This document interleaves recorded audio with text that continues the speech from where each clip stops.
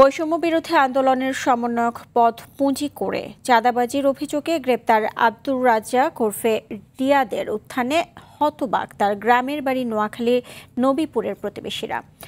তাদের দাবি, কিছুদিন আগেও রিকশা চালাতেন তার বাবা, মা করতেন অন্যের বাসায় কাজ। এলাকাবাসীর আর্থিক সহযোগিতায় চলত রাজ্জাকের পড়াশোনা। তবে ৫ আগস্টের পর পাল্টে যায় তাদের পরিবারের চিত্র। টিনের ঘরের স্থানে উঠে পাকা দালান। নোয়াখালী থেকে জাহাঙ্গীর পাটোয়ারির পাঠানো তথ্যচিত্রে জানাচ্ছেন আব্দুল হামিদ। এ যেন রাতারাতি আঙুল ফুলে কলা গাছ। ১ বছর আগেও যার বাড়িতে ছিল টিনের ঘর, বাবা রিকশা চালিয়ে চালাতেন সংসার, ৫ আগস্টের পর তাদের বাড়িতেই নির্মাণাধীন পাকা দালান। বনে গেছেন কোটি টাকার মালিক।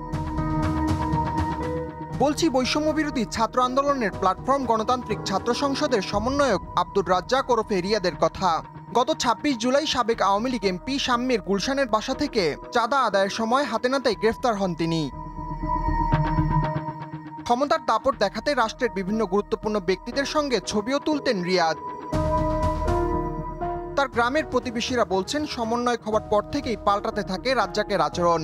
এত কম সময়ে এমন ধনী হবার রহস্যে নানা প্রশ্ন ঘুরপাক খাচ্ছে তাদের মাথায়। তার পিতা একজন দিনমজুর ছিল, কিন্তু এহেন অবস্থায় আমরা বিগত ৬-৭ মাস বা ১ বছরের মধ্যে আমরা দেখতে পাচ্ছি তার অভূতপূর্ব পরিবর্তন। এলাকার হিসেবে আমরা আজকে বাকরুদ্ধ এবং আমরা লজ্জিত। তার দৃষ্টান্তমূলক আমরা শাস্তি দাবি করছি।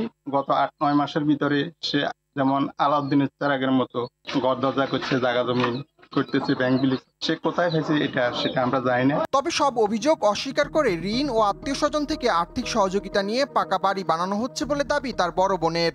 একজন রিক্সা চালককে একটা ঘর দিতে পারে না। আমার বড় ভাই একটা চাকরি করে, ও টাকা দিচ্ছে, আমাদের এলাকাবাসী দিচ্ছে, তাহলে সবাই মিলে সহযোগিতা করলে কি একটা ঘর উঠে না?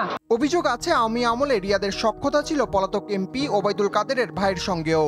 জুলাই আন্দোলনের ট্যাগ ব্যবহার করে চাঁদাবাজির অভিযোগ প্রমাণিত হলে তার দৃষ্টান্তমূলক শাস্তি চান এলাকাবাসী। আব্দুল হামিদ, RTV।